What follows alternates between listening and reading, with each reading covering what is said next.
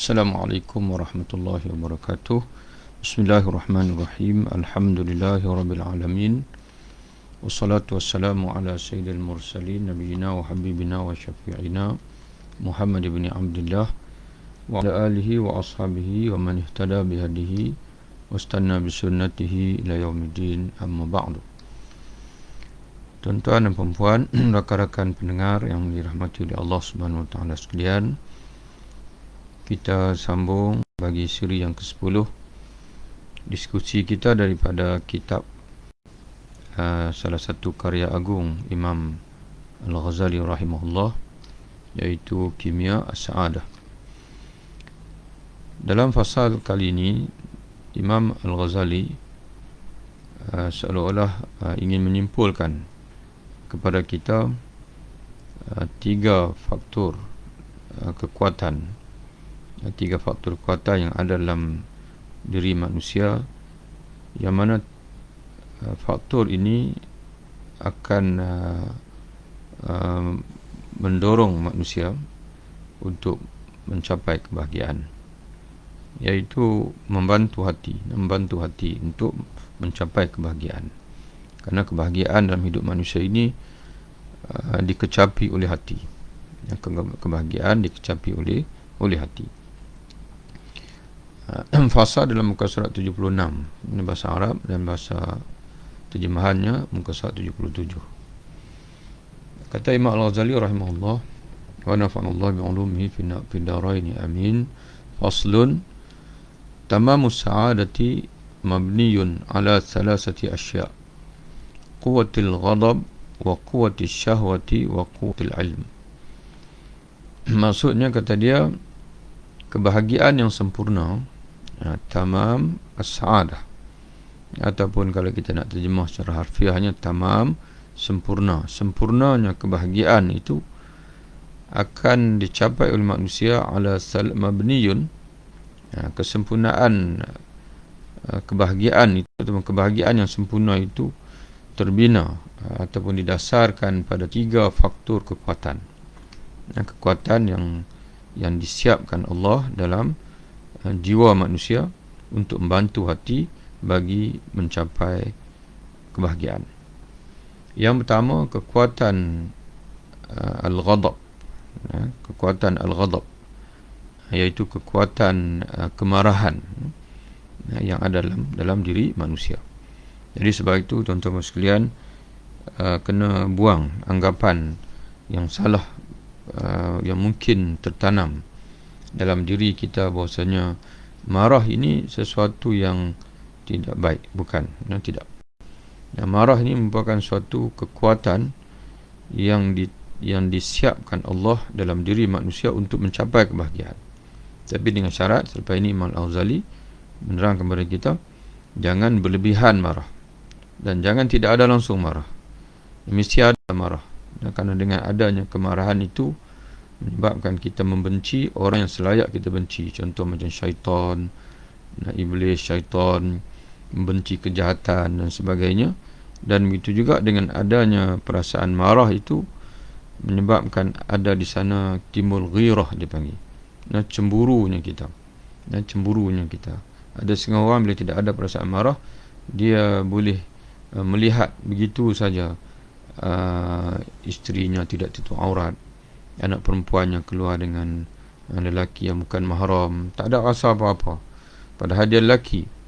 Lelaki ni sepatutnya ada perasaan cemburu, dan perasaan cemburu tu merupakan satu aspek yang positif. Cemburu yang sederhana, yang ada asas. Ada cemburu yang berlebihan, itu orang panggil cemburu buta, itu negatif, tidak elok. Lebih lanjut, insya-Allah Imam Al-Ghazali akan terangkan kepada kita. Jadi yang pertama, kekuatan al-ghadab, kekuatan kemarahan yang ada dalam diri kita. Yang kedua, al-quwwatus syahwah, kekuatan keinginan.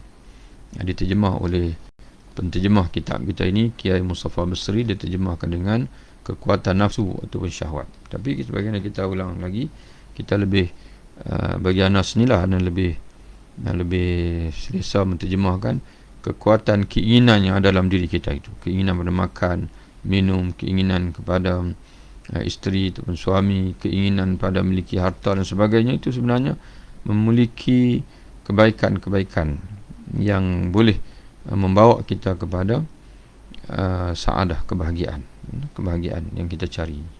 Dan yang ketiga ialah kekuatan ilmu. Kekuatan ilmu. Jadi 3 kekuatan inilah, kata Imam Al-Ghazali, yang menjadi dasar bagi kebahagiaan yang ingin kita capai. Disebut diperlukan keseimbangan. Ini penting. Dia akan menjadi 3 kekuatan ini akan menjadi faktor kebahagiaan, tapi dengan syarat seimbang.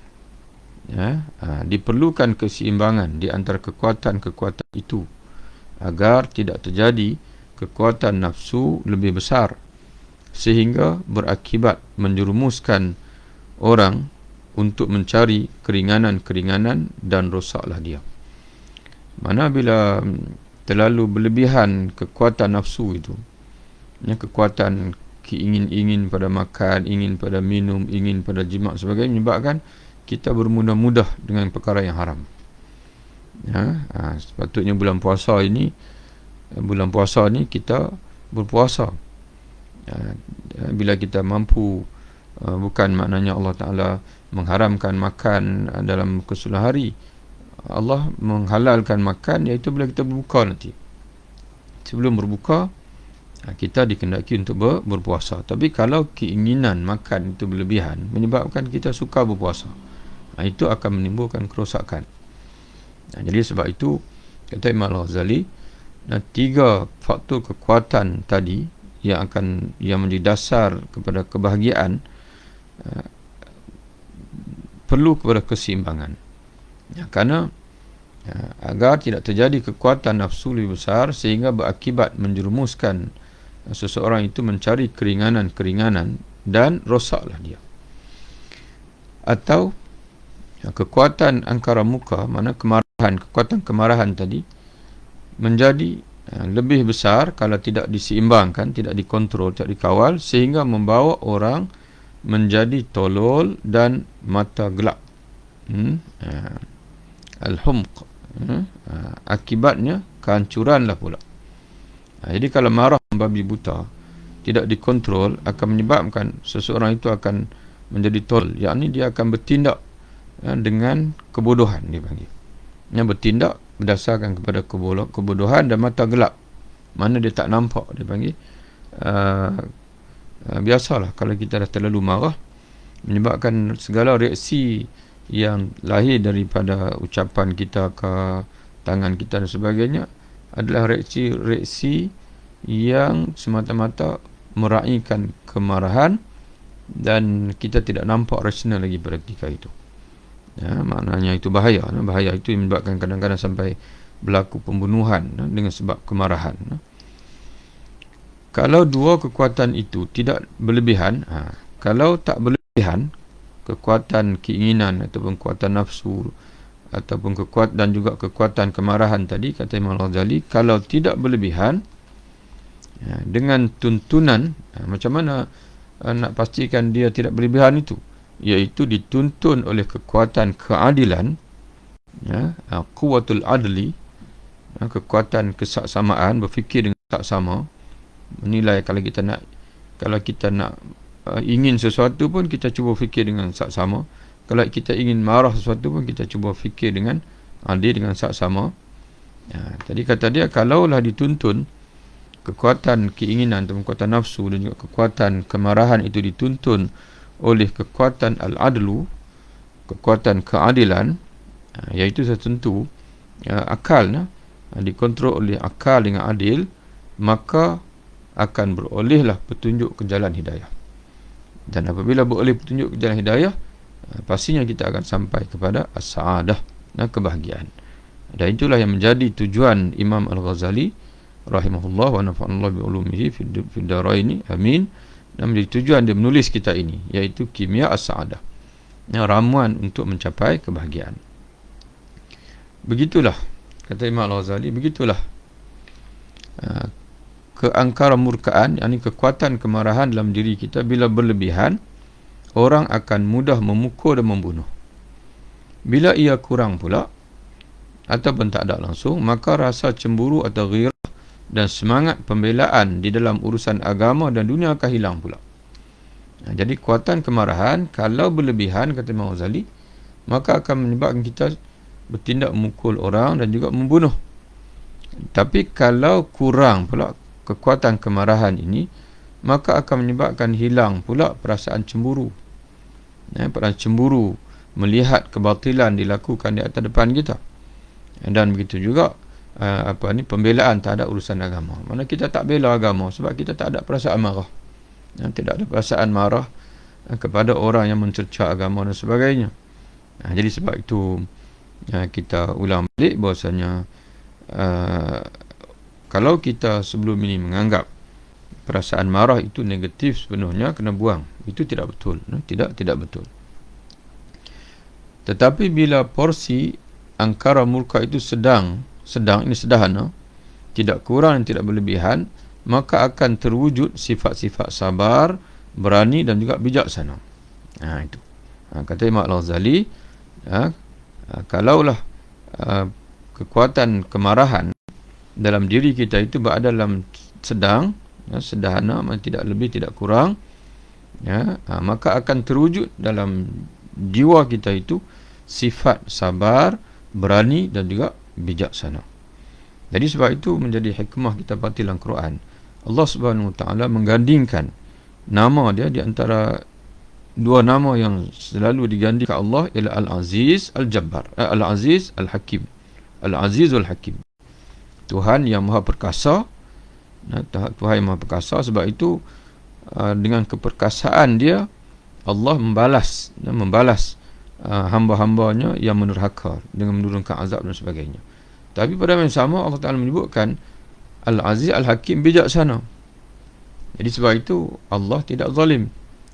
Allah tidak zalim walaupun dia perkasa, tapi dia tidak zalim kerana pada masa yang sama dia juga adalah bijaksana. Jadi kita pun sama juga. Jangan buang kemarahan. Sifat kemarahan mesti ada dalam diri kita, tapi mesti ditangani dengan bijaksana. Demikian pula nafsu, bila berlebihan, maka yang terjadi adalah kefasikan dan penyelewengan.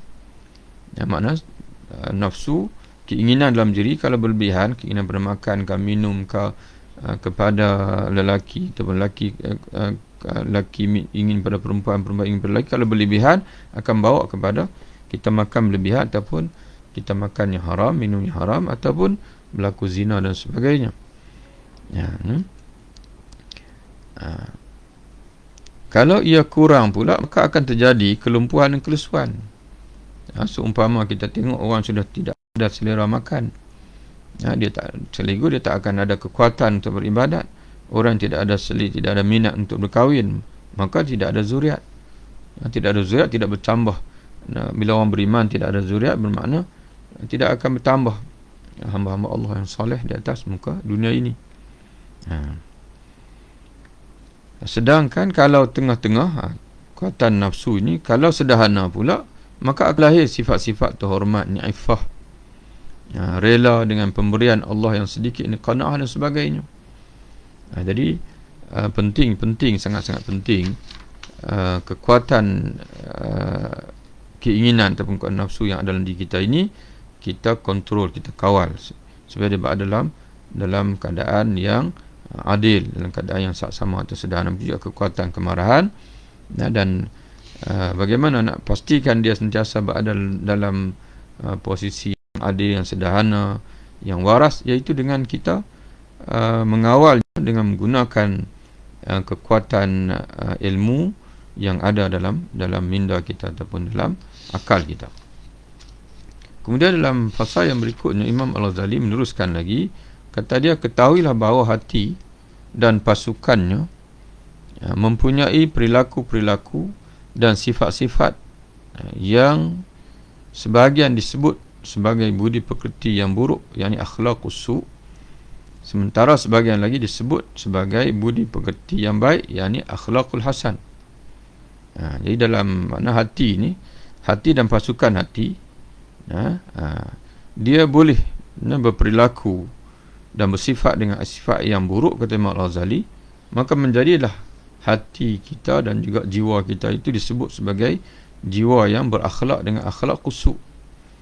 Dan pada masa yang sama, hati dan jiwa kita ini serta tentera-tenteranya itu boleh juga berperilaku dan juga bersifat dengan akhlak yang baik.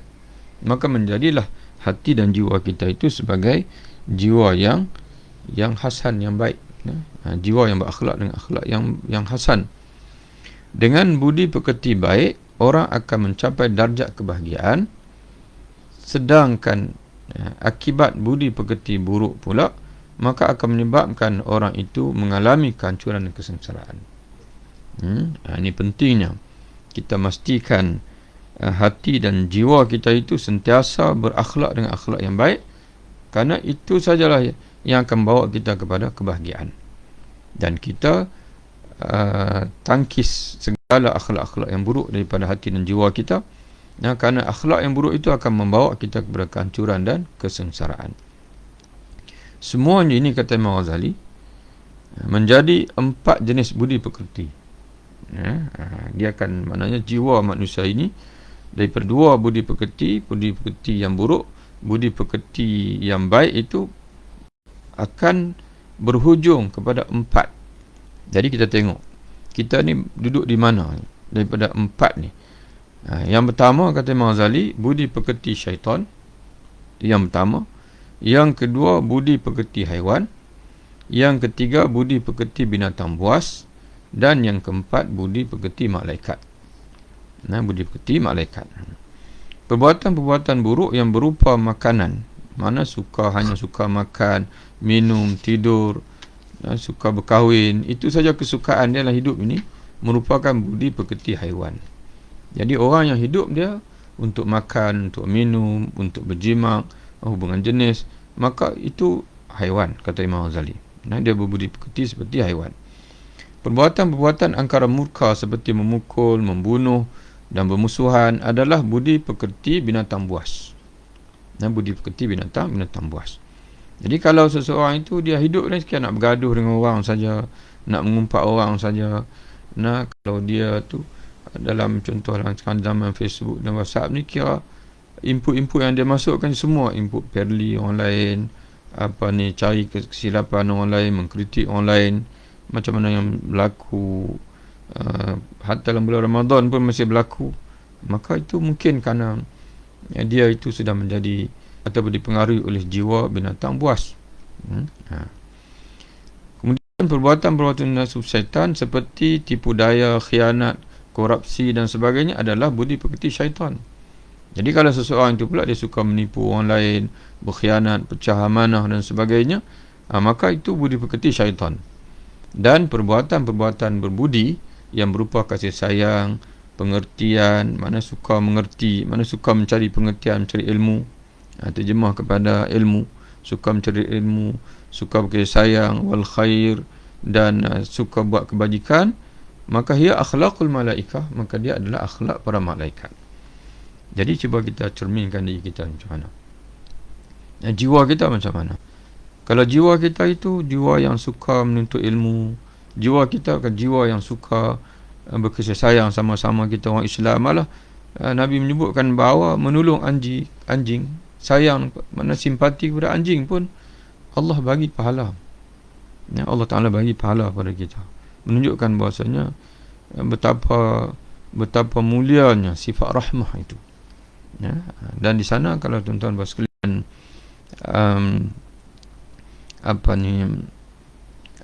ingat atau pernah mendengar satu hadis dalam Musnad Imam Ahmad daripada Abdullah bin Amru bin Al-As radhiyallahu anhu. Hadis rahmah dia panggil. Hadis kasih sayang ataupun disebut musalsal al-awliyah ataupun musalsal birahmah.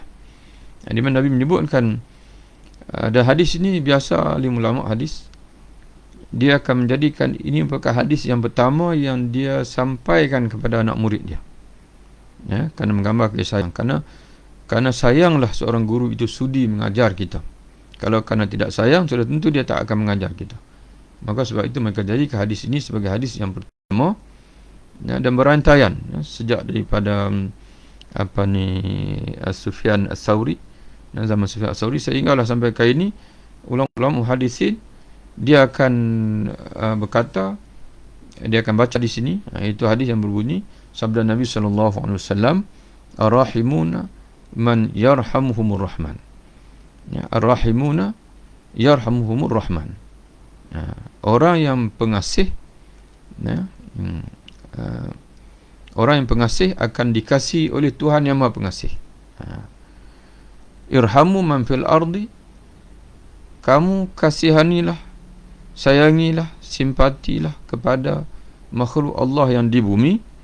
Yarhamkum man fis sama, saya akan kasih kepada kamu makhluk Allah yang berada di langit, malaikat-malaikat Allah yang berada di langit.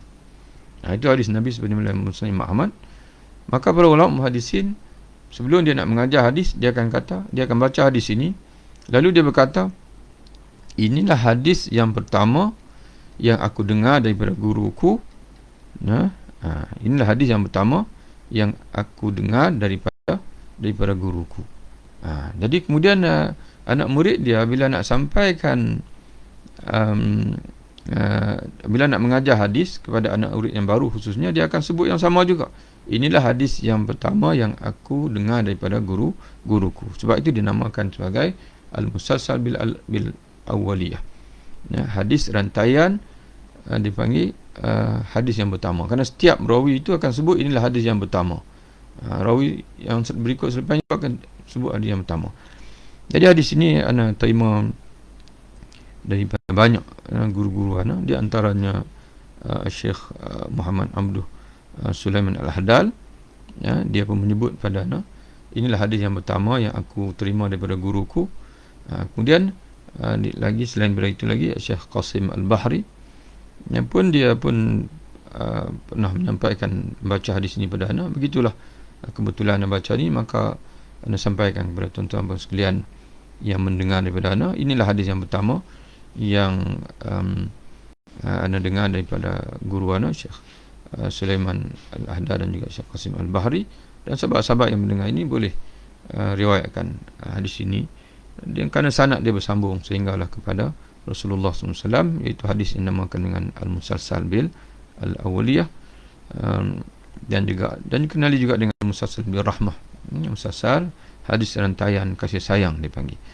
Jadi begitulah, tuan-tuan dan puan, dan jadi kata Imam Al-Ghazali, dan perbuatan-perbuatan berbudi yang berupa kasih sayang, ilmu, suka menuntut ilmu, suka mengaji, mempelajari, belajar, dan al-khair, dan juga kebaikan, suka dengan kebaikan untuk diri sendiri atau orang lain, kia akhlaqul malaikah, maka itu semua merupakan budi pekerti para malaikat. Jadi kita tengok jiwa kita, apa yang ada dalam jiwa kita. Kalau yang ada dalam jiwa kita itu ialah kebaikan-kebaikan, maka menunjukkan bahawasanya jiwa kita itu adalah jiwa malaikat. Jiwa malaikat. Alhamdulillah, kita bersyukur kepada Allah Subhanahu wa taala. Jadi Imam Al-Ghazali ditekankan kepada kita. Jadi seolah-olah kita boleh simpulkan bahawa untuk mencapai kebahagiaan, untuk ramuan kebahagiaan, kita kena latih jiwa kita ini. Melatih jiwa itu macam mana? Melatih hati dengan manfaatkan tentera-tentera hati yang Allah Ta'ala bekalkan dalam jiwa kita itu. Apa tentera hati? Iaitu kekuatan keinginan yang ada dalam diri kita, kekuatan kemarahan yang ada dalam diri kita, dan juga kekuatan intelek, yang berpusat di akal, di dimag. Gunakan semua kekuatan itu untuk membantu hati bagi mencapai jiwa malaikat. Mencapai jiwa malaikat. Dengan kita berjaya memiliki jiwa malaikat, maka kita, kata Imam Al-Ghazali, kita akan mendapat kebahagiaan, as-sa'adah. Demikianlah tuan-tuan sekalian, kita diskusi, dan akan ada lagi fasa-fasa yang lain. Imam Al-Ghazali akan sambung kepada kita insya-Allah. Dan buku ini walaupun nipis dalam bahasa Arabnya pun nipis, tapi setiap pasal itu memberi taujihat yang sangat mendalam, dan sangat kuat daripada Imam Al-Ghazali, dan untuk memimpin kita dalam perjalanan mujahadah kita untuk menuju kepada kebahagiaan, menuju kepada al-hadirah al-ilahiyah. untuk menuju kepada kehadiran bersama dengan Allah Subhanahu Wa Taala. Al-hadrah ilahiyah, kehadiran bersama kita dengan Allah Subhanahu Wa Taala, ataupun kita merasai Allah sentiasa bersama dengan kita, sentiasa hadir dalam hidup kita. Sebagaimana Allah Subhanahu Wa Taala menyebutkan, wa huwa ma'akum aynama kuntum, dan dia, yakni Allah, bersama kamu di mana saja kamu berada. Ta'araf ila Allah fi ar-rakha ya'rifka fi syiddah, yahfazillah yahfazka. Dalam hadis Nabi SAW menyebutkan, jagalah Allah, Allah akan jaga kamu. Yahfazillah tajidhu tujahaka, jagalah Allah, nescaya kamu akan mendapati Allah senantiasa seolah berada di hadapan kamu. Ta'araf ila Allah fi ar-rakha ya'rifka fi syiddah. Ingat pada Allah, kenali Allah, kenal Allah, sentiasa ambil berat hubungan kamu dengan Allah. Pada ketika kamu senang, nescaya Allah akan mengingati kamu pada ketika kamu susah atau berada dalam keadaan sukar. Demikianlah tuan-tuan sekalian perkongsian kita. Kita dah masuk sampai siri yang ke-10 dah. Alhamdulillah, dengan keberkatan masa yang Allah berikan kepada kita. Mudah-mudahan kalau tuan-tuan ada kelapangan, belilah buku ni, Proses Kebahagiaan ni. Asalnya bahasa Arab, Kimia As-Sa'adah, diterjemah oleh Kiai Haji Mustafa Bisri, dengan dengan judul Proses Kebahagiaan. Tuan-tuan beli, tuan-tuan parti balik daripada siri yang pertama sampai siri yang ke-10 ini, dan supaya ini insya-Allah mudah-mudahan Allah Taala beri masa lagi pada kita untuk kita selesaikan buku ini.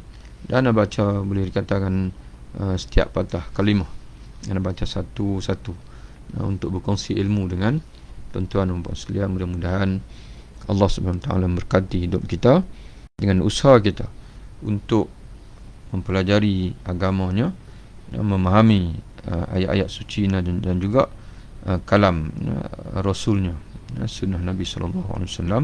Wabillahi taufiq. Assalamualaikum warahmatullahi wabarakatuh.